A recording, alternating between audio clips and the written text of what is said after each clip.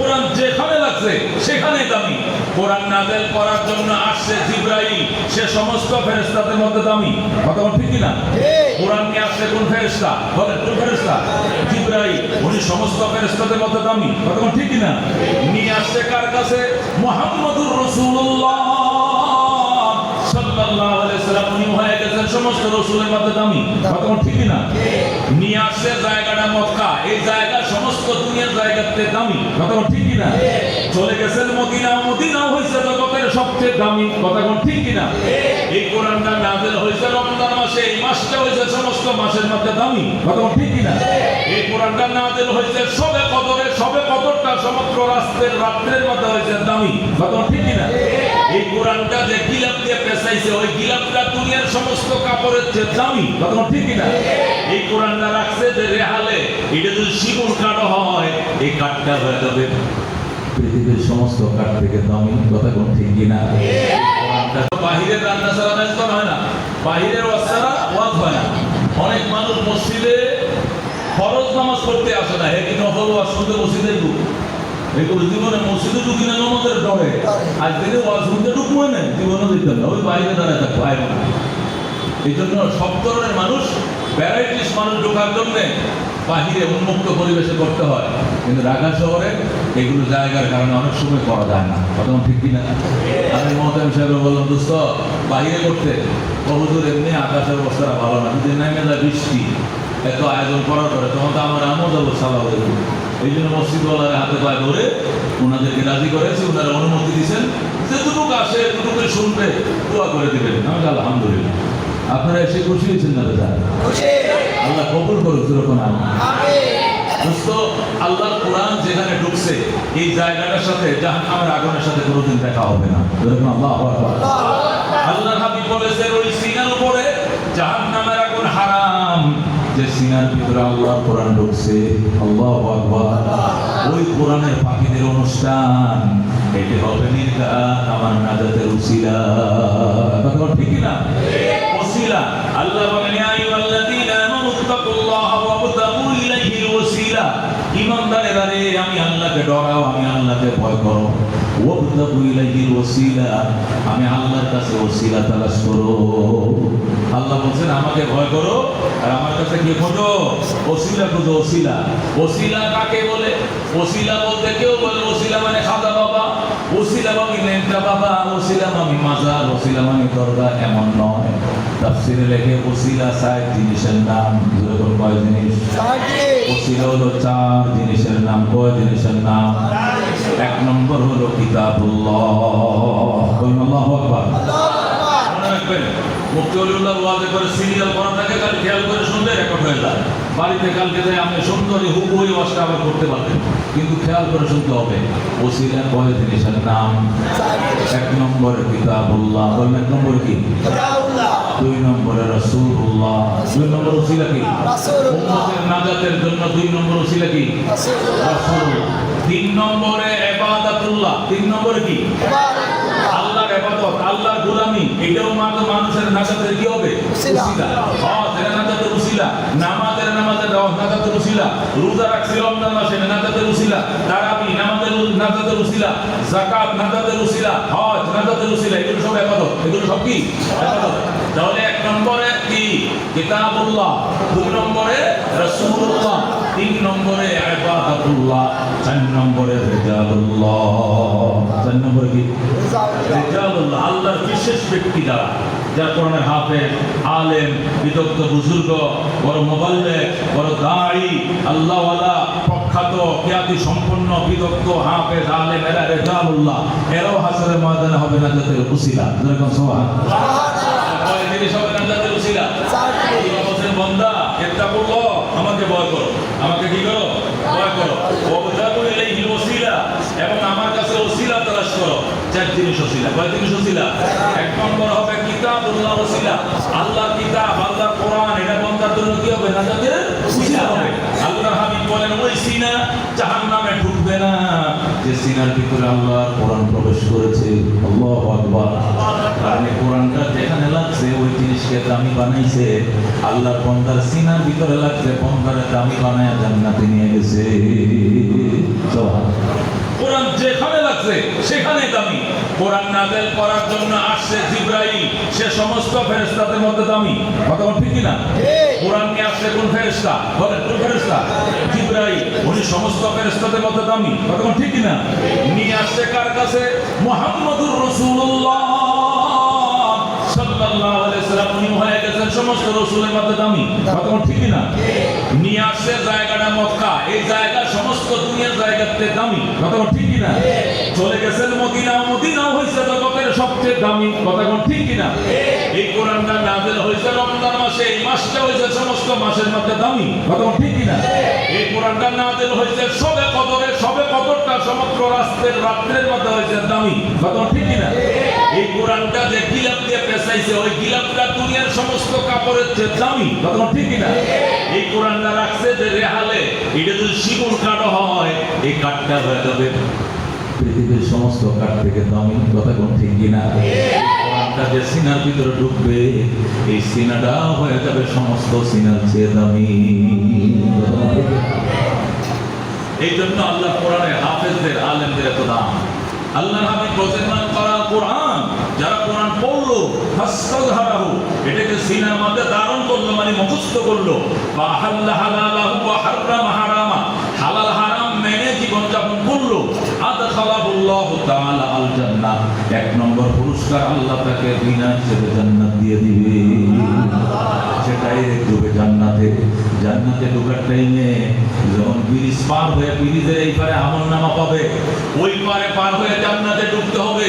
যখন সে রওনা করবে জান্নাতে যায়, ব্রিজ পাড়িতে হঠাৎ করে ব্রিজের নিচে জাহান্নাম থেকে মায়ের কান্নার আওয়াজ আসবে। বন্দা বলবে, আমার মায়ের কান্নার শব্দ শোনা যায়, মায় কই? ফেরেশতারা বলবে, তোর মা এই ব্রিজের নিচে জাহান্নামে। সে থেমে যাবে, আমি যাব না, আমার আম্মাকে আমার সঙ্গে না দিলেন যাব না। আল্লাহু আকবার। আল্লাহ বলবেন, ফেরেশতারা রে, আমার বন্দা কি বলে? আপনার বন্দা আমলনামা দিয়ে দিয়েছে, কয় লয়ে যা টিকিট জান্নাতে, টিকিট আমার লাগতো না। যে বন্দা মারে জান্নাতে নিতে পারবে না, একা জান্নাত উপভোগ করার দরকার আমার নাই, আমাকে আমার মায়ের সঙ্গে জাহান্নামে দে, টিকিট লয়ে যা। আল্লাহ বলবেন, যে টিকিট একবার দিছি এটা ফেরত নেওয়া হবে না, তুই কয়জনকে নিতে চাস কম, 10টা জাহান্নামীকে জান্নাতে নেওয়ার পারমিশন তোকে দেওয়া হলো। বলুন আল্লাহু আকবার। 10টা এমন ব্যক্তি যারা পাপের কারণে জাহান্নামের যোগ্য ছিল, কিন্তু ঈমানদার ছিল, এদেরকে টেনে টেনে বের করে জান্নাতে নিবে। আল্লাহু আকবার। আল্লাহ হাবিব বলেন, এক একটা মানুষ জাহান্নাম থেকে যখন বের হবে, কয়লার মতো, কয়লা ছিলেন নি, লাকড়ি পুরাইলে কালো কয়লা হয় কিনা, এক একটা কয়লার সেলার মতো, লাকড়ির মতো। আল্লাহ বান্দা বলবে, ও ফেরেশতারা, আল্লাহ আমার আম্মাকে আমার হাতে তুলে দিতে বলেছেন, মাকে দিতে বলছেন, বাবাকে দিতে বলছেন, শ্বশুর শাশুড়ি, চাচা চাচি, খালা খালু, মামা মামিকে দিতে বলছেন, লাকড়ির টুকরো দিতে তো বলেন নাই, লাকড়ির টুকরা দিলে কেন? ফেরেশতারা বলবে, এটা লাকড়ির টুকরা নয়, এটা তোমার মা, এটা তোমার বাবা। ফেরেশতারা পুরাইতে পুরাইতে আঙ্গারা বানায় ফেলাইছে। আল্লাহু আকবার। কোরআনের হাফেজ আলেম দিন বলবে, আল্লাহ আমার মায়ের আসল আকৃতি কই পাবো বলো? জান্নাতের গেটে যাও, সেখানে ঝর্ণা ধারা চালু আছে, সেখানে নিয়ে সুমন দাও, ওই পানির নিচে নিয়ে ডুবাও, ওই ঝর্ণার মধ্যে গোসল করাও, দেখো তোমার মায়ের চেহারা, বাবার চেহারা 14 তারিখের চাঁদের মতো ফক ফক করতেছে।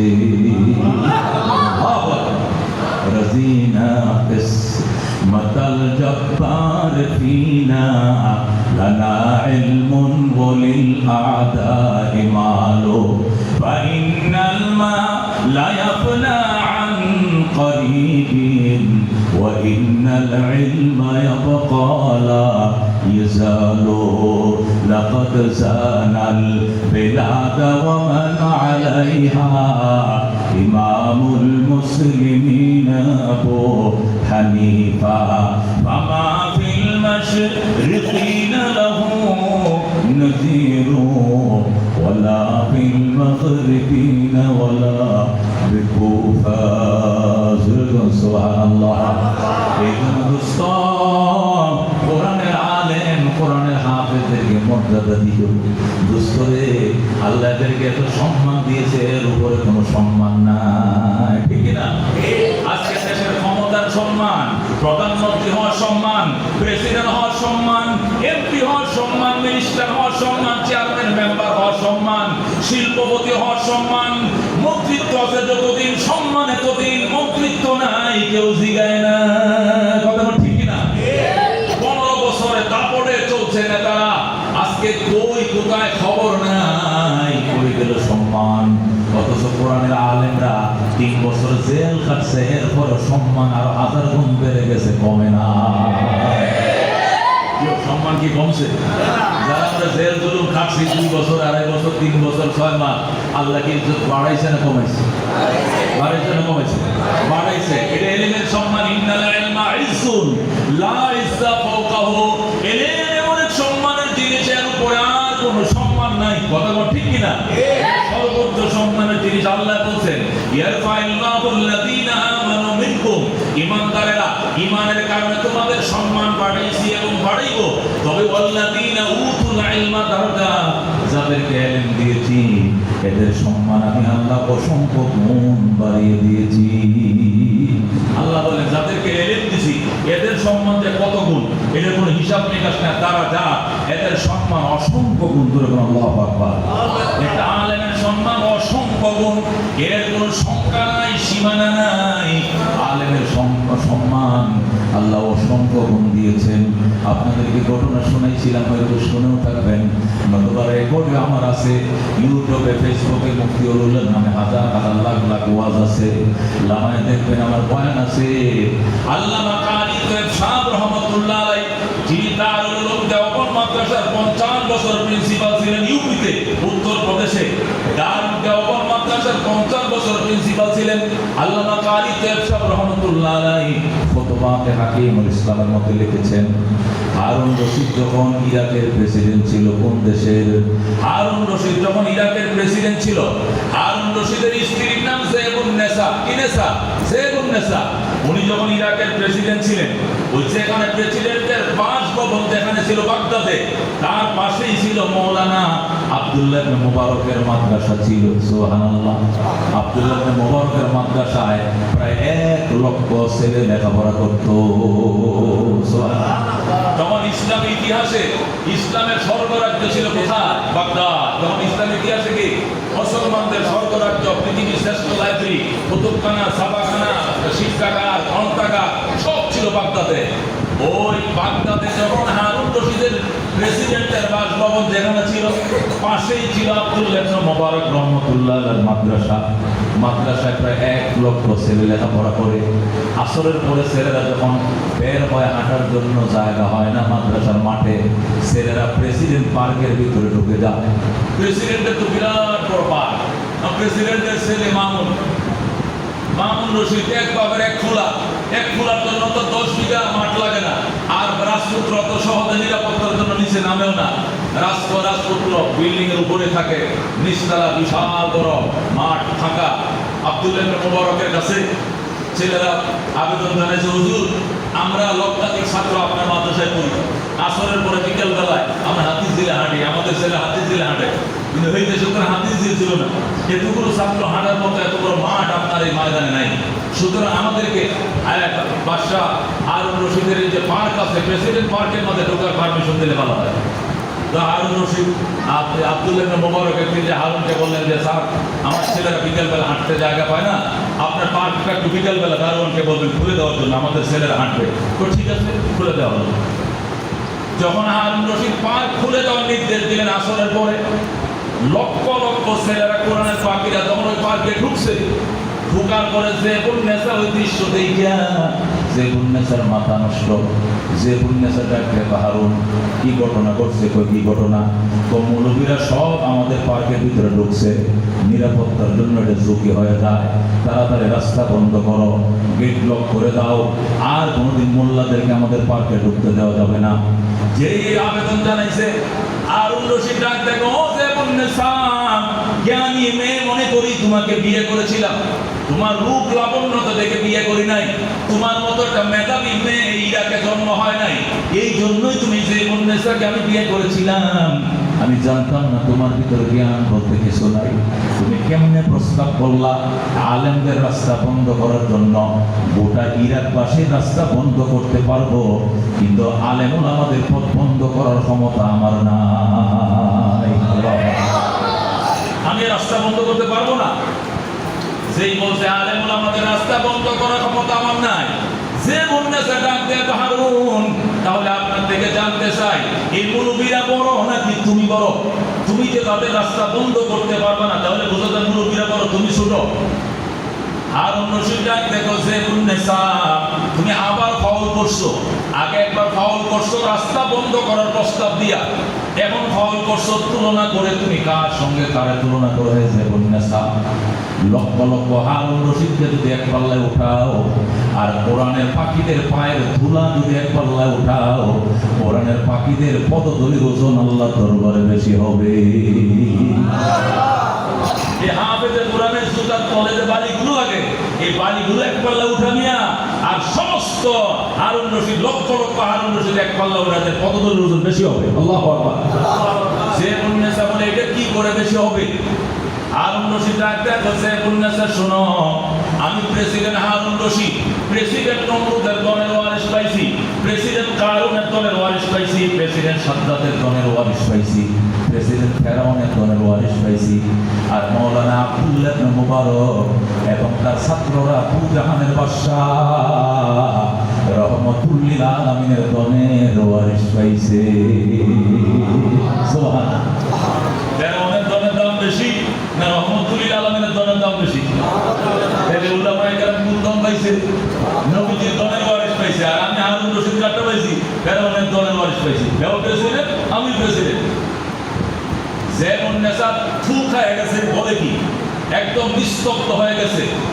হারুন রশিদ ডাক দেখো, যে মুন্নেসা কথা কও না কেন? তো আমি তাসকিতায় গেলাম, কি বললা?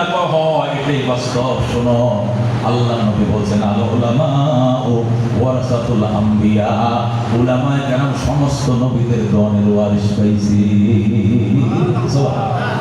ওয়ারাসাতুল আম্বিয়া, ওয়ারাসাতুল নবী বলে নাই, আর উলামা ওয়ারাসাতুল নবী কয় নাই, ওয়ারাসাতুল আম্বিয়া বলছে। নবী এক বছর, আম্বিয়া বহু বছর। উলামায়ে কেরাম সমস্ত নবীদের গণ পাইছে। সুবহানাল্লাহ। এই আলেমের সিনার ভিতরে শুধু শেষ নবীর দল নয়, এখানে আদমের দল আছে, এখানে শীষের দল আছে, এখানে নূহের দল আছে, এখানে ইব্রাহিমের দল আছে, মুসার দল আছে, ঈসার দল আছে, ইয়াকুবের দল আছে, আইয়ুবের দল আছে, ইসমাইলের দল আছে, ইউসুফের দল আছে, আইয়ুবের দল আছে, রহমতুল লিল আলামিনের দল এখানে আছে। আল্লাহু আকবার। رزينا قسمة الجبار فينا لنا علم وللأعداء مال فإن الماء لا يفنى عن قريب وإن العلم يبقى لا يزال سبحان الله. আটাদারি মাদ্রাসার প্রিন্সিপাল ছিলেন শাহ আব্দুল ওয়াহাব সাহেব রহমতুল্লাহ আলাইহি। ওনার ছেলে আল্লাহ হযরত মাওলানা আহমদ দিদার সাহেব মুর্তাজিলুল আলী এখনো বেঁচে আছে।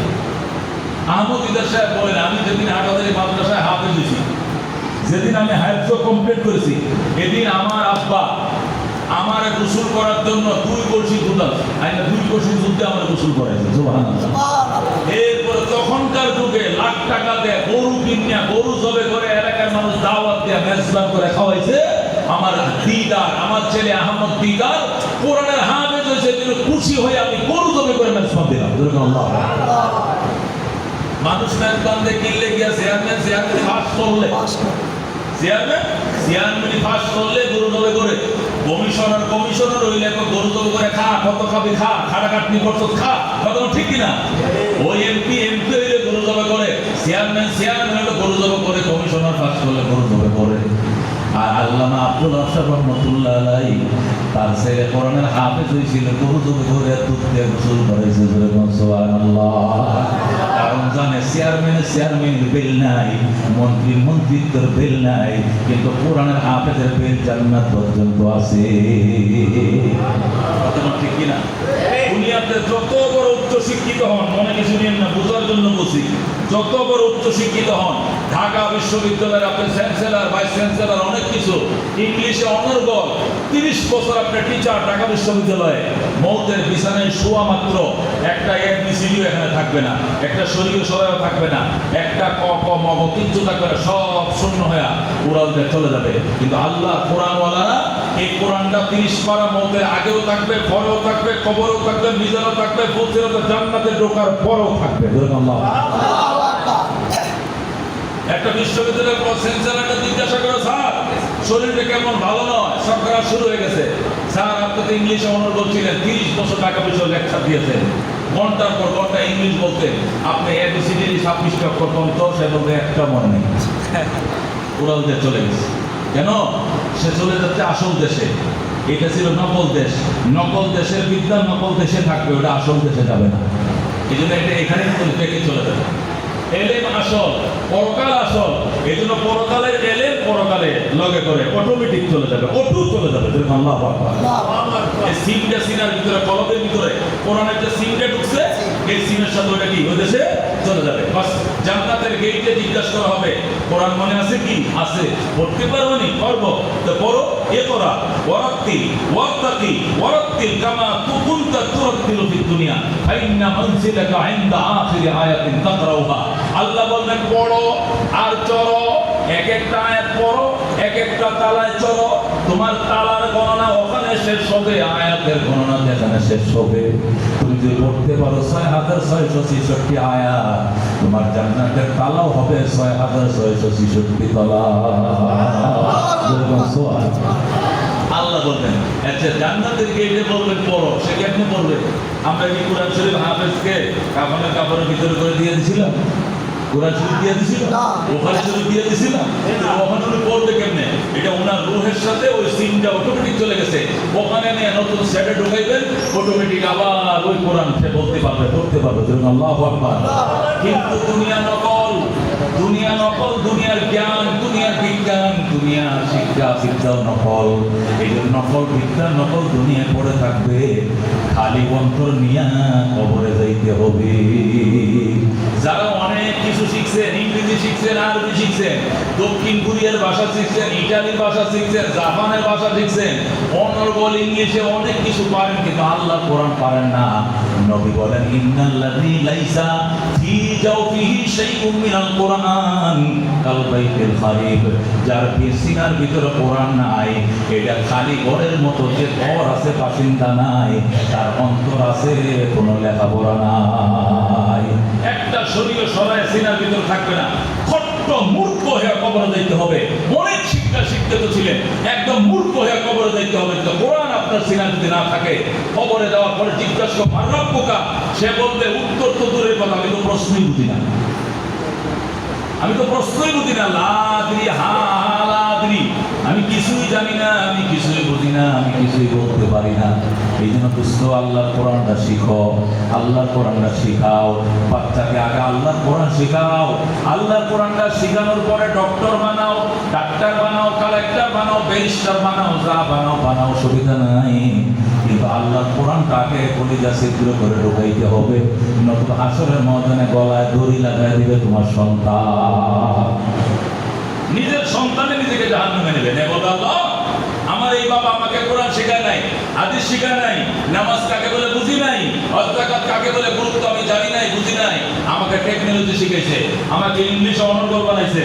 যখন দুধের বাচ্চা ছিলাম, উইথ করে বললে নাকতে দুধ বাড়িব, ওই সময় আমার ইংলিশ মিডিয়ামে পাঠাইছে, আর শিখাইছে সিএটিকেট, আরেকটি রেট, ডগ, কুকুর, বানর, হিয়াল, কুত্তা, বানর, বিড়াল, ইঁদুর, এগুলো আমার শিখাইছে। আল্লাহ শিখাই নাই, রসুল শিখাই নাই, আলিফবা শিখাই নাই। আজকে আমার জন্য আমি দায়ী না, আমার বাবা দায়ী। আমাকে ডবল শাস্তি আমার পিতা মাতাকে দিতে হবে। যেরকম ওই দিন রব্বানা আতিহিম জিআফাইন মিনাল আযাব ওয়া লানহুম লানান কাবীরা। বলবে আল্লাহ আমার আব্বাকে জাহান্নামে ডবল শাস্তি দিতে হবে, না তো আমি মানি না। আমাকে যে পরিমাণ শাস্তি দিবা, আমার বাবা ডবল দায়ী, বাবাকে ডবল শাস্তি দিতে হবে এবং বড় অভিশপ্ত বানাইতে হবে, তাছাড়া আমি মানি না। তোমার বিরুদ্ধে তোমার সন্তান অনশন শুরু করবে। যেরকম নাউযুবিল্লাহ। আর যদি কোরআন শিখাও, হাদিস শিখাও। দুনিয়াতে হয়তো কামাই কম হবে, গাইবাত খায় সন্তান চলবে, মনে রাখো ওই সন্তানটা ময়দানে মাশরে জাহান্নাম থেকে টাইনা জান্নাতে ঢুকাবে। ধরে আল্লাহু আকবার। সে অনশন করবে, আমার আব্বা আম্মাকে আমার সঙ্গে না দিলে আমি জান্নাতে যাব না, আমার সঙ্গে আমার আব্বা আম্মাকে দিতে হবে, নতুবা আমি জান্নাতে যাব না। কিন্তু আল্লাহ বাধ্য হয়ে তার বান্দার জন্য তার মা বাবা সহ তাকে জান্নাতে যাওয়ার ব্যবস্থা করে দিবেন। সুবহানাল্লাহ। এই জন্য দোস্ত এলেম অত্যন্ত দামি জিনিস। আল্লাহ বলেন আল্লাযীনা উতুল ইলমা দারাজাত। হারুন রশিদ এই জন্য বলেছিলেন সমস্ত ইরাকবাসীদের রাস্তা বন্ধ থাকবে, কিন্তু উলামায়ে কেরামের রাস্তা দরজা খোলা থাকবে, খোলা থাকবে। যে বলনেসা বলে খোলা রাখলে সবার জন্য রাখবেন, বন্ধ করলে সবার জন্য করবেন। বৈষম্য করেন কেন? বৈষম্য নয়, আসরের ময়দানে আল্লাহ যদি জিজ্ঞেস করে, ওগো হারুন রশিদ দুনিয়াতে প্রভাবশালী বাদশা ছিলা, পরকালের প্রভাবের জন্য কি আনছো? তখন আমি বলবো আল্লাহ আমি কোনো কিছু আনতে পারি নাই, আমি কোরআনের পাখিদের জন্য আমার পার্কটা খুলে দিয়েছিলাম।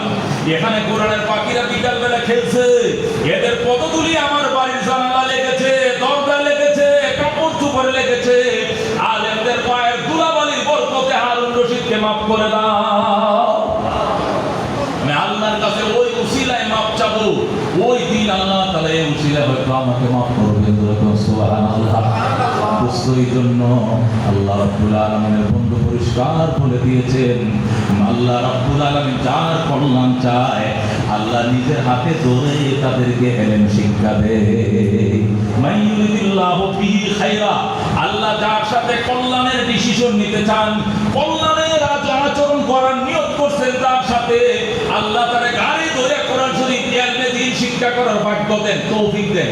আর আল্লাহ তাকে ইলমে দ্বীন শিক্ষা থেকে মাহরুম রাখছেন, বুঝতে হবে আল্লাহ তার কল্যাণ চায় না। এই জন্য তিনি ইলমটাকে শিক্ষা করার যোগ্যতাও দেয় নাই, সুযোগও দেয় নাই। এই জন্য দোস্ত দিনী ইলম শিখো, সন্তানদেরকে দিনী ইলম শিখাও। অনেকে বলে হুজুর ইলম তো শিখাইতাম, কিন্তু আমার বাচ্চাটা খাইব কি করে? স্কুলে পড়াইলে, ভার্সিটিতে পড়াইলে কেমনে কলমের খোসায় লাখ টাকা কামানো যায়? একটা ফাইল দিয়ে আপনি 3 কোটি টাকা কামাইবো। আমি ইটালি ফাটাই দিব, ইংলিশে অনার ঘর, বিদেশে চলে যাবে। বিভিন্ন পদ্ধতি, কামানোর যত পদ্ধতি আছে, টেবিলের নিচ দিয়ে কেমনে কামাই শিখবে, উপর দিয়ে কেমনে কামাই শিখবে, ওর জন্য সমস্যা হবে না, চলতে পারবে। কিন্তু আলেম বানাইলে খাইব কি? এই জন্য আলেম বানাই না। মৌলবী হইলে বেকার হবে, কি খাইব? এই জন্য আলেম বানাই না। দোস্ত আমি বলতে চাই, তুমি কি খাইছো জীবনে? তুমি তো হাঙ্গাস মাছ খাও, তেলাপিয়া খাও, আর পোলট্রি মুরগি খাও। তোমার সন্তান এত দেশি মুরগি খাইবে, জঙ্গলের খেয়ালে তো দেশি মুরগি জীবনে খায় না। কি বলে যে আগামীকালকে মাহফিল আমার কক্সবাজার, আপ ডাউন টিকিট আমারও, আমার খাদেম সহ যাইতে 2 টিকিট, আইতে 2, 4 টিকিটের 24,000 টাকা শুধু ফ্লাইট ভাড়া, 24,000 টাকা শুধু ফ্লাইট ভাড়া। এরপরে তো কিছু তো পকেটও দিবে, আর খাওয়া খাদ্য তো আছে। আবার এয়ারপোর্ট থেকে মাইক্রোতে নিবে, আবার সকালে এয়ারপোর্টে ফার্স্ট ক্লাস ফ্লাইটটা তো ধরাবে। না হলে আমার পিছনে কালকে তার খরচ হচ্ছে 70,000 টাকা খরচ আছে। এই দেশের কোনো মন্ত্রীকে, মিনিস্টার থেকে 10 টাকা দিয়ে খরচ করে কেউ নিজে জীবন হচ্ছে কোনোদিন? যেহেতু আসেন, আপনার তো দেখতাম, আপনি 2টা কথা শুনতাম, আপনি অমুক আসেন আমাদের এলাকা বেড়ায় যান, 2টি কথা বলে যান, আপনাকে আপনার ফ্লাইট ভাড়া দিব, আবার ভালো মন্দ খাওয়াবো, পকেটে কিছু হাতিয়েও দিয়ে দিব 5-10 টাকা। এরকম আসেনি? মন্ত্রী মিনিস্টার একটি ফ্লাইটে যায় না, একটু সরকারি টাকা দিয়ে যায়, পাবলিকের টাকাতে যায় না। কথা ঠিক কিনা? এই জন্য দোস্ত কি খাবে, কি খাবে মানে ওই সমাজের মধ্যে দামি যে খাবারটা ওইটাই আলেমে খাবে, এরপরেটা আপনারা খাবেন। এই 50 ঘরের একটা সমাজ থাকলে এই সমাজের যিনি ইমাম হবে, ওই ইমাম সাহেব ওই 50 ঘরের মধ্যে যার ঘরে আজকে ভালো খাবার, ওর ঘরে ইমাম সাহেব খাবে। এই হুজুরে দিয়ে আজকে সামনে রানের সিনার থেকে 1600 টাকাতে 2 কেজি গোস্ত আছে দিয়ে হুজুরে 2 পিস গোস্ত তরকারি হুজুরে দিয়া মসজিদে শিখি হুজুরে দিয়া ভাড়া দিল। নতুন একটা কারণ আছে আজকে মনে হুজুরে আজ তো খাড়ল খাই নাই, বৈশাখ মাস শুরু হয়েছে মাত্র, আমি খাড়ল কিনে লইছি একটা 1200 টাকা দেয়। এই হুজুরে 4টা খাড়লের পোয়া দিয়া, নতুন পেঁপে পাকছে হুজুরে 1 পিস পেঁপে দিয়া, নতুন আম গাছের আম মারাইছে ছাদের উপরে, একটা আম হুজুরে দিয়া। এই এলাকায় সবচেয়ে ভালো খাবারটা প্রথম হুজুরে খাবে। কথা ঠিক কিনা? আর বলে হুজুর কি খাবে? আচ্ছা খাবো তো ঠিক আছে, কিন্তু চাকরি তো ভালো পাইতো না, কি পাইবো? ওই ইমামতির চাকরি, এটা চাকরি হলো ইমামতির উপরে পৃথিবীতে কোনো চাকরি নাই। প্রেসিডেন্টের চাকরি ইমামতির নিচে, মন্ত্রী প্রধানমন্ত্রী পোস্ট ইমামতির নিচে। আল্লাহু আকবার।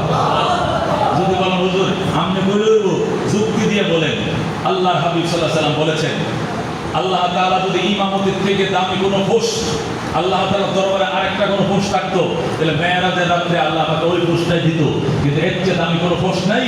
এই জন্য সর্বক্ষণ নবীকে মুক্তাদি বানায়া ইমামতির জায়গাটাকে খালি রাখিয়া আল্লাহ তাআলা আমাকে মেরাজের বুরাকে করে সোয়াল করা নিয়া বাইতুল মুকাদ্দাসে কোটি কোটি ফেরেশতাকে সাক্ষী বানায়া জিবরাইলের নেতৃত্বে আমাকে ইমামতির জায়গা দাঁড় করায় বুঝাইছে, ও নবী ইমামতির উপরে কোনো পোস্ট নাই, এই পোস্টটা সমস্ত নবী রাসূলগণকে মুক্তাদি বানায়া তোমাকে ইমামতি দিয়ে আজকে তোমাকে দান করলাম। সুবহানাল্লাহ। ইমামতির উপরে কোনো পোস্ট যদি থাকতো আমাকে আপনাকে না দিল, আল্লাহ তো নবীকে দিত। কথা ঠিক কিনা? নবীকে ইমামতি দিয়েছেন, কবে দিয়েছেন? মেরাজের রাতে। আল্লাহু আকবার। আল্লাহ হাবিব বলেন, এই উম্মত শোন, এর চেয়ে কোনো দামি মর্যাদার পোস্ট যদি কাহারো থাকতো তাহলে আল্লাহ তাআলা এই রাতে আমাকে দিত। এর চেয়ে উপরে কোনো পোস্ট নাই। নবুয়তের পোস্টের পরে এই ইমামতির পোস্টে আল্লাহ আমাকে স্বলক্ষ মুক্তা রাসূল নবী রাসূলকে মুক্তাদি বানায়া আমাকে দেয় ইমামতি করাইছে। সাল্লাল্লাহু বিহিম রাকাতাইন আনা ইমামুল আম্বিয়া। সুবহানাল্লাহ। আমি দু রাকাত নামাজের ইমামতি করেছি, আমি ইমামুল আম্বিয়া হয়েছি। এই জন্য ইমামতের চাকরিটাকে আমি ছোট মনে করছি। আমগো চুপ্পু সাহেব, প্রেসিডেন্ট সাহেব যদি আগামীকালকে জোহরের নামাজে এই মসজিদে পড়তে আসে, ইমামতি কে করবে? বাংলাদেশ গণপ্রজাতন্ত্রী বাংলাদেশ সরকারের মহামান্য রাষ্ট্রপতি আজকে আমাদের মহানগর কেন্দ্রীয় জামে মসজিদে এসেছে, উনি ইমামতি করবেন। উনি ইমামতি করলে মুক্তাদি কি পিছনে নামাজ তুইব না নামাজ তো দৌড় দিব? নামাজ তো মসজিদে দাঁড়িয়ে কিলিগা ওনার পিছনে নামাজ হয় না না হয় কিনা, কি উজু গোসল ঠিকঠাক আছে কিনা, ঠিক মতো উজুর ঘর গোসলের ফরজ না জানা আছে কিনা, এটা তো ঠিক মতো আমরাও জানা নাই। সুতরাং না ভাই, সব জায়গায় বিশ্বাস করলে ইমামতিতে বিশ্বাস করি না। কথা ঠিক না? মসজিদ তাহলে কি নামাজটা কে পড়াবে? ইমাম সাহেব পড়াবে। এই মসজিদের ইমাম সাহেবের জায়গা নামাজটার পরে আরো কোনো খালি জায়গা আছে? এর সামনে দাঁড়ানোর মতো আরো কোনো দামি পোস্ট আছে? তাহলে প্রেসিডেন্ট দাঁড়াবে কোন? পিছনে। যদি বক্তরা বলে, দলের বক্তরা বলে না প্রজাতন্ত্রের অভিভাবক ওনাকে সামনে দিতে হবে, তাহলে কমিটি বলবে যে মসজিদের বাইরে নিয়ে ওই সাইড থেকে মিম্বরের বাইরে সামনে খাড়া করে রাখেন, ভিতরে ইমামের সামনে দেওয়া যাবে না। ও বাইরে টেনে সামনে খাড়া করে দেবে, কিন্তু ভিতর দিয়ে এই সামনে এই জায়গাটা রিজার্ভ কার জন্য? ইমামের জন্য। এই জন্য দোস্ত আমাদের বুঝের অভাব, আমাদের বুঝের অভাব। আজকে মা বাবাকে ওই বৃদ্ধাশ্রমে পাঠাইছে বহু ভার্সিটি পড়ুয়া ছেলেরা, বহু বড় বড় পোস্ট পদবীর মালিকের মা বাবা বৃদ্ধাশ্রমে আছে। কোথার কসম আল্লাহর ঘরে বসে বলছে, কোন আলেমের মা, কোন আলেমের বাবা গাজীপুরের বৃদ্ধাশ্রমে, বাংলাদেশে 19টা বৃদ্ধাশ্রম আছে, কোন বৃদ্ধাশ্রমে যদি দেখাইতে পারেন যে কোন আলেম বা হাফেজের বাবা মা বৃদ্ধাশ্রমে ছিয়েছে, কান কাটে গেলাম, কান কাটে গেলাম, কান রাখবো না। সব উচ্চ শিক্ষিতের মা বাবারা বৃদ্ধাশ্রমে, ছেলে মেয়েরা অস্ট্রেলিয়া কানাডায় পড়ে অথবা দেশে বিদেশে বাড়ি ফ্ল্যাট প্লট আছে, তার বাবা মা বোঝা হয়ে গেছে। গাজীপুরের বৃদ্ধাশ্রমে লেখা আছে প্রবীণদের জীবনের শেষ ঠিকানা। প্রবীণদেরকে ওই শেষ ঠিকানা রেখেছিলেন। ওই দিন ফেসবুকে দেখলাম চিটাঙে চাকরি করে ছেলে, বিরাট চিটাং জোন প্রধান, একটা ডিপার্টমেন্টের জোন প্রধান। কোন ডিপার্টমেন্ট নামটা কমু না কইলে তো উনি বুঝে লাগবে। ফেসবুকে জানা আমার বয়ানটা রেকর্ড হতেছে। চট্টগ্রাম বিভাগীয় জোন প্রধান একজন অফিসার, ওনার আম্মা ওই থাকে গাজীপুর বৃদ্ধাশ্রমে। ওনার মা বৃদ্ধাশ্রমের অফিসারকে বলছে, আমার ছেলের এই নম্বরটা একটু ফোন দেন তো, আমি একটু কথা বলতাম, আমার শরীরটা ভালো না, আমি বাঁচবো না, অত্যন্ত চিন্তা, শ্বাসকষ্ট শুরু হয়েছে। তো ওই অফিসার ফোন দিয়ে বলছে, স্যার আপনার মা আপনার সাথে কথা বলবে। কই এখন আমি অফিসে তো ডিউটি করতেছি, এখন বলা যাবে না, পরে বললেন বলতো না। বিকালবেলা আবার অফিসার বলতেছে, স্যার আপনি না আসলে ভালো, আমরা গরুর গোষ্ঠী করে অনেক খাইছি, ওই এলাকার মানুষে খাইছে, এবং নিমক হারাম সন্তানের গোষ্ঠ আমরা খেতে চাই না, চাই না। তাকে নিষেধ করে দেওয়া হয়েছে, আপনি গাজীপুর আসলে আপনাকে অপমান অপদস্থ করবে এলাকার মানুষ। সুতরাং আপনার মার নামে হত্যা করানোর কোনো দরকার নাই, গরু জবে স্থানের দরকার নাই। যে ছেলে মায়ের সাথে জীবনে কথা বলতে সময় পাইল না, যে ছেলে মায়ের জানাতে আসে নাই, যে ছেলে এত বড় পুষ্পভূমির মালিক, সরকারি গাড়িতে চলে, সরকারি বাড়িতে থাকে, এত পুষ্পুল প্রধান হওয়ার, বিভাগীয় প্রধান হওয়ার পরেও মা বাবাকে সাথে রাখার মতো সাহস তাদের ছিল না। এরকম কাপুরুষ ছেলে তার মায়ের জন্য মেজবান দিবে আর জীবনে বহু খাইছি, আমি ধিক্কার জানাই, প্রতিবাদ জানাই, আপনি কথাটা তৃতীয়বার বলবেন না। এরপরে ওই অফিসার আনাইছে কি থানার ব্যবস্থা করতে পারে নাই, আদৌ তার মার একটু জিয়ারত করার কোন জায়গায় কবর দিছে এই খোঁজ খবর নেওয়ার মতো সময় তাদের হয় নাই।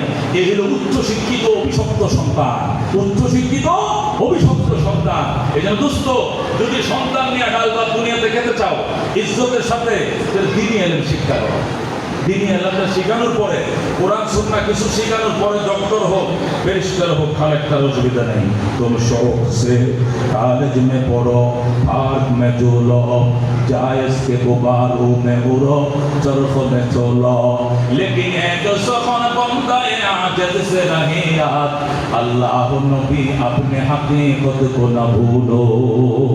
ডক্টর ইকবাল বলেন, তুমি পাইলট হইবা, তুমি ব্যারিস্টার হইবা, কালেক্টর হইবা, যা খুশি তা হও, তবে ছোটবেলায় আল্লাহ এবং তার রসুলের বিধানগুলো সিনার ভিতরে ঢোকাও। শুরুতে যেদিন সন্তান, আল্লাহ নবী বলেন, যেদিন সন্তান আব্বা ডাকা শিখবে, আম্মা ডাকা শিখবে, বল বল, কলম কলম, মাইকারমা মামা, দায়কারদা দায়, আক্ষরিক জ্ঞানগুলো যেদিন সন্তানে শিখবে, নবী বলেন ওই দিন তার সিনা ছিদ্র করে কালিমা ঢোকাও, আশহাদু আল্লাহ ইলাহা ইল্লাল্লাহু ওয়া আশহাদু আন্না মুহাম্মাদান আবদুহু ওয়া রাসূলুহু। আত-তালিমু ফিস-সিগার কান-নকশা ফিল হাজার। ছোটবেলার শিক্ষা পাথরের দাগের মতো, পাথরে দাগ দিলে যেরকম মুছে না, এই ছোটবেলার কালিমার দাগ অন্তর থেকে জীবনেও মুছবে না। ঠিক ভাই, যেদিন সন্তান আব্বা ডাকা শিখবে, আম্মা ডাকা শিখবে, আক্ষরিক জ্ঞান শিখবে, কলম কলম, বল বল, আলম বল গেলে আমি মামার বাড়িতে যাই, এই শাব্দিক জ্ঞান, আক্ষরিক জ্ঞান যেদিন শিখবে, ওই দিন ওইগুলো না ঠিক শিখায়া আগে আশহাদু আল্লাহ ইলাহা ইল্লাল্লাহু ওয়া আশহাদু আন্না মুহাম্মাদান আবদুহু ওয়া রাসূলুহু শিখাও।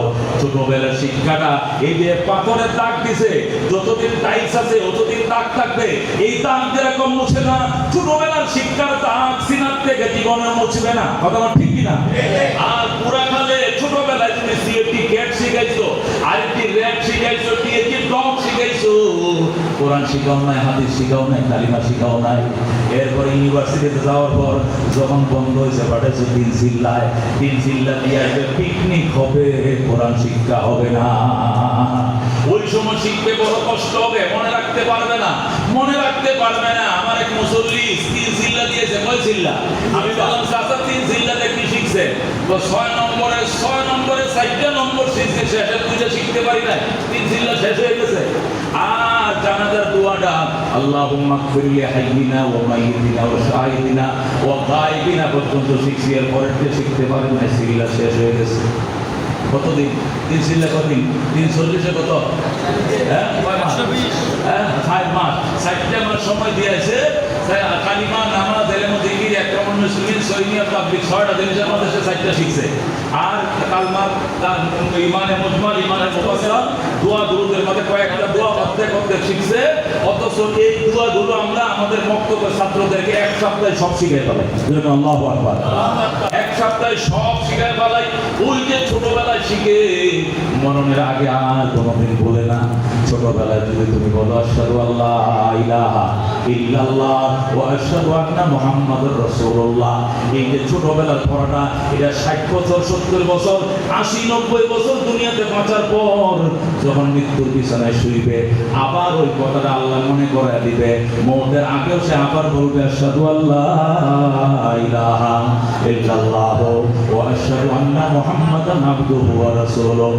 আল্লাহ নবী বলেন, মান কানা আউয়ালু কালামিহি লা ইলাহা ইল্লাল্লাহ ওয়া আখিরু কালামিহি লা ইলাহা ইল্লাল্লাহ দাখালাল জান্নাহ।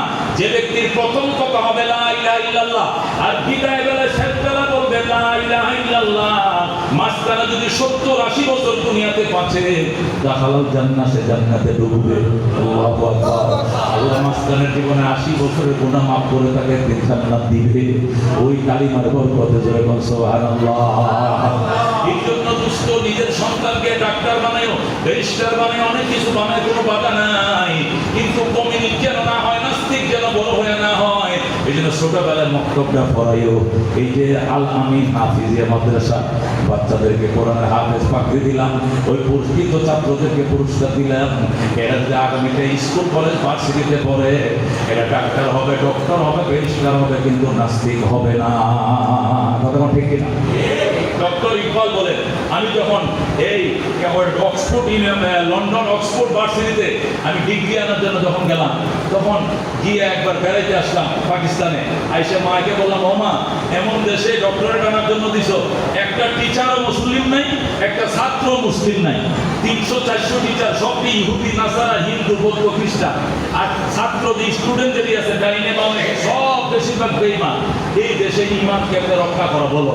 তখন মা বলছিল, পুত্রে কিচ্ছু হবে না, ছোটবেলায় তোর কলিজা ছিদ্র করে কালিমা ডুবাই রাখছি, যেরকম সুবহানাল্লাহ। তোর ভিতরে সূরা ইয়াসিন আছে, আর রহমান আছে, এইগুলো তুই সকালবেলা তেলাওয়াত কইরা গোসল কইরা যাওয়ার আগ দিয়া এই সুরমাদানি দিয়া দিলাম। তোর বাপে আর আমি হজ করছিলাম, হজের টাইমে সুরমা ছিলাম, এই ভার্সিটিতে যাওয়ার আগে 200 কে সুরমা দিয়ে যাবি, তার দিকে তাকাইবে মদিনা বাসবে, ইহুদি নাসারা বাসবে না। আল্লাহ আল্লাহ। এই জন্য দোস্ত, অনুরোধ রইল, হাফেজের বাবা হন, আলেমের বাবা হন, ছেলেকে হাফেজ বানান, আলেম বানান, দিন শিখান, এরপরে আপনার ডক্টর, ডাক্তার, কালেক্টর, ব্যারিস্টার বানান। কোনো অসুবিধা নেই, কোনো অসুবিধা নেই।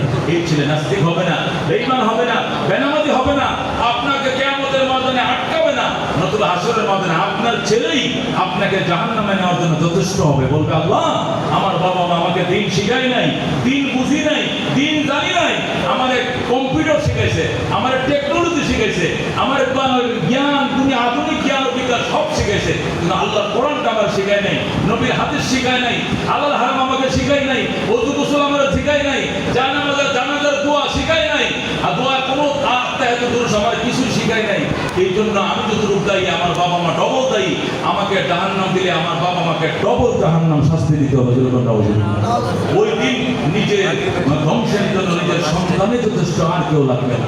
এই জন্য দোস্ত, মুসিবতের দিনে এই মহা ভয়ঙ্কর প্রলয় থেকে বাঁচার জন্য উপায় আল্লাহ বলছে, ওয়াক্তাকু ইলাইহিল ওসিলা, আমার কাছে ওসিলা খুঁজো। ওসিলা 4 জিনিস: 1 নম্বরে কিতাবুল্লাহ, 2 নম্বরে রাসূলুল্লাহ, 3 নম্বরে ইবাদাতুল্লাহ, 4 নম্বরে রিজালুল্লাহ। আল্লাহু আকবার। 1 নম্বরে কিতাবুল্লাহ, আল্লাহর কিতাব, আল্লাহর কোরআন হবে মানুষের নাজাতের ওসিলা। 2 নম্বর রাসূলুল্লাহ হবে নাজাতের ওসিলা। আল্লাহর হাবিব পেরেশান হয়ে বসে রইলেন, মুখে হাসি নাই, কাফেররা নবীকে টিস্টারি মস্টারি দিচ্ছে, হে মুহাম্মদ এইভাবে বসে রয়েছে কেন? আল্লাহ তোমাকে ভুলে গিয়েছেন, আল্লাহ তোমাকে ভুলে গিয়েছেন, এই বলে মস্টারি করে। আল্লাহ রাব্বুল আলামিন তার বন্ধুর কালো মুখ দেখে মায়া লাগছে, আয়াত পাঠাইছে, ওয়ালা সাউফা ইউতিকা রাব্বুকা ফাতারদা। আমার বন্ধু, আপনি কাঁদেন না, আপনাকে এত কিছু দিব, আপনি একদম খুশি হয়ে যাবেন। নবী, আমি খুশি হব না যতক্ষণ পর্যন্ত আমার একটা উম্মত জাহান্নামে থাকবে। আল্লাহু আকবার।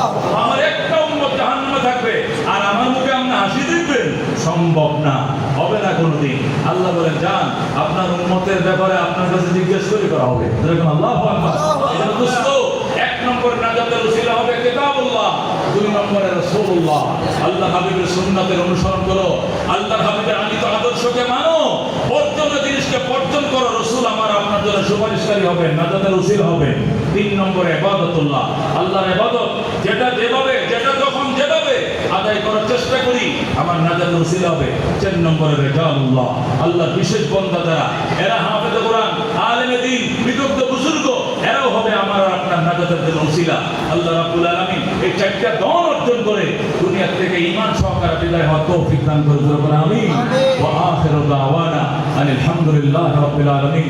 আসসালামু আলাইকুম ওয়া রাহমাতুল্লাহি ওয়া বারাকাতুহু। মেহমান আছেন বিশেষ করে বড় আলেমে দ্বীন, আমার বড় ভাই আল্লামা তাহমিদ মাওলা, এদেশের মুনাজিরদের মধ্যে অন্যতম একজন মুনাজির,